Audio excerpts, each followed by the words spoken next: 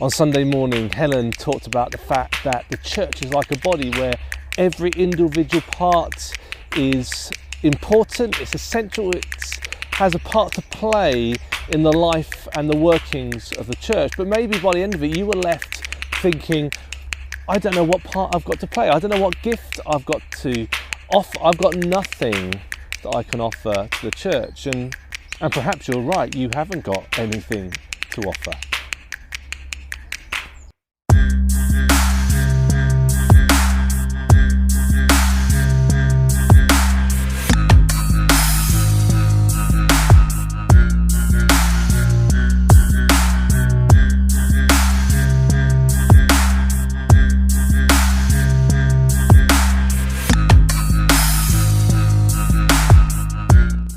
I think we would probably all agree that church isn't the building, and if this past year and a bit has done anything, it's proved that fact. But I think many of us fall into the mistake of thinking that church is a service, that time on a Sunday morning or possibly an evening when for an hour and a bit you sing songs, listen to a sermon, have tea and coffee, and if you're lucky, a bit of cake as well. Or maybe you also include in that definition a home group or a community group that you meet with midweek to study the Bible. And because we define church that way, often the roles and the responsibilities that we deem as important are shaped by that particular context. And I, as a church leader, fall into that trap time and time again. If I think about how am I going to grow our church, how are we going to make it successful, well, I need to employ a worship leader or a youth worker or a community outreach person. I've got to work hard, employ the right people, get people doing the right jobs in order to build the church. But actually, maybe that's my first mistake, thinking that we need to build the church, because the Bible makes it clear that the church belongs to Jesus. In fact, Jesus called it his body, and Jesus said, I will build my church. It's his church, it's his body, it's his responsibility. Now, that doesn't let us off the hook. We've still got a part to play in that, but it is not our job to build the church. But maybe you're thinking, well, I still don't see where I fit in. I still don't see that I have gifts that's going to help the church to grow. I don't know what part I have to play. Maybe that's our second mistake.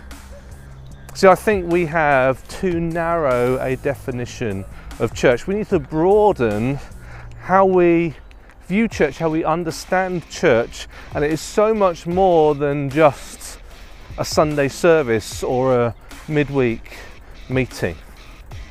See, church is a community of people who are journeying in faith together and empowering and equipping each other to live out their faith 24/7 in whatever context we may find ourselves, with our friends, with our family, at work, at play, at the leisure centre, at the chess club, at the gardening club, or at the school gates. God has placed you in a particular context with particular people to do a particular job. In fact, that's what God has designed you to do. You are fearfully and wonderfully made for a particular purpose. And those things that make you different, that perhaps makes it difficult for you to fit in at church and exercise gifts, are the very things that makes you indispensable.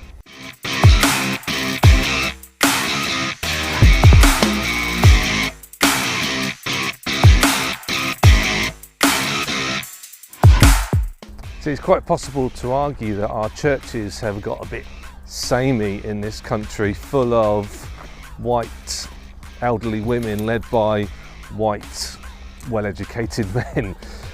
And actually, variety really is the spice of life. Variety, I think, is what makes church more indicative of Christ. It's what makes us more effective. It makes us more able to reach out to those hard to reach areas, those people that look at church and think, well, there's no one there like me, so why would I want to be part of that?